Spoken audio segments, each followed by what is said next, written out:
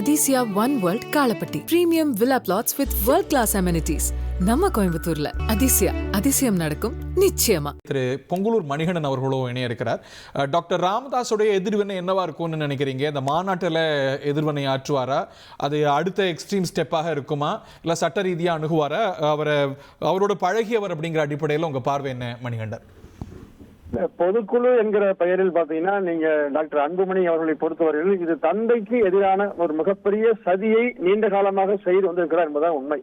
ஏன்னா ஏற்கனவே பாமக பதிவு அலுவலகம் என்பது வேறு முகவரில் இருந்ததுங்க. காட்டுநாயக்கன் தெரியலங்கிற முகவரில் இருந்தது. அதை கூட ஒரு 2 மாதத்துக்கு முன்பாக தேர்தல் கமிஷன் வந்து எல்லா அரசியல் கட்சிக்குமே, அதாவது அங்கீகரிக்கப்பட்ட பதிவு பெற்ற எல்லா அரசியல் கட்சியும் கடிதம் அனுப்பிச்சாங்க. அந்த கடிதத்தின் மூலமாக நேரடியாக தாசில்தார் எல்லாமே நேரடியாக வீட்டுக்கு வந்து அது அலுவலகமா இயங்குதாங்கிற புகைப்படம் எல்லாம் எடுத்து நிர்வாகிகள் யாரும் லிஸ்ட் எல்லாம் வாங்கி அலுவலக முகவரியெல்லாம் வாங்கினாங்க. இப்போ அந்த நேரத்திலேயே திரு அன்புமணி ராமதாஸ் அவர்கள் அதை மாற்றிக்கிறார்.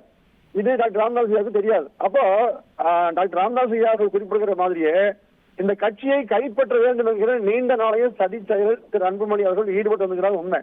இப்ப அவர் வயதில குறைவானவர், டாக்டர் ராமதாஸ் ஐயா வயதில முதியவர் என்கிற காரணத்துக்காக இவர்தான் எதிர்காலமாக இருப்பார் என்று நம்பி பல பேர் பின்னாடி போறாங்க. ஆனா ஒரு தந்தையை வீழ்த்திய ஒரு தமையன் என்கிற அவப்பெயரை அன்புமணி நிச்சயமாக பெறுவார். காரணம் என்ன, எந்த பங்களிப்பும் அன்புமணிக்கு அந்த கட்சியில் கிடையாது.